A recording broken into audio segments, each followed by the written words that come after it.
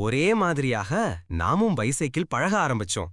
ஆனா அவங்க 2 நாட்லவே ரைட் பண்ணிடுவாங்க. குழந்தைகள் ஏன் நம்மை விட வேகமாக கற்றுக்கொள்கிறார்கள்? குழந்தைகளின் மூளை பிளாஸ்டிக் மாதிரியே, அதாவது எப்போதும் மாற்றத்துக்கு தயார். இது நியூரோபிளாஸ்டிசிட்டி எனப்படும். அவங்க மூளையில் மிக வேகமாக புதிய நரம்பு இணைப்புகள் உருவாகும். பிறந்த பிறகு முதல் சில வருடங்கள் சென்சிட்டிவ் பீரியட் என்று அழைக்கப்படுகிறது. இதுதான் கற்றல் வேகமாக நடைபெறும் கோல்டன் டைம். அப்போது மூளை சூப்பர் ரிசிவ் மோட்ல இருக்கும். பழக வேண்டியதெல்லாம் பயமின்றி முயற்சி செய்கிறார்கள். பிழைப்பட்டால் கூட மீண்டும் முயற்சிக்கிறார்கள். அதனால்தான் கற்றல் வேகம் அதிகம்.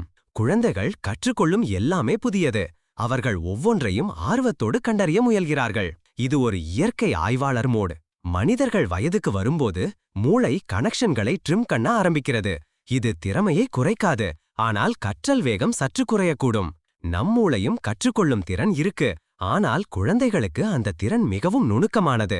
அதனால்தான் குழந்தைகள் ஒரு மொழியோ ஒரு திறமையோ வேகமாக கற்றுக்கொள்கிறார்கள்.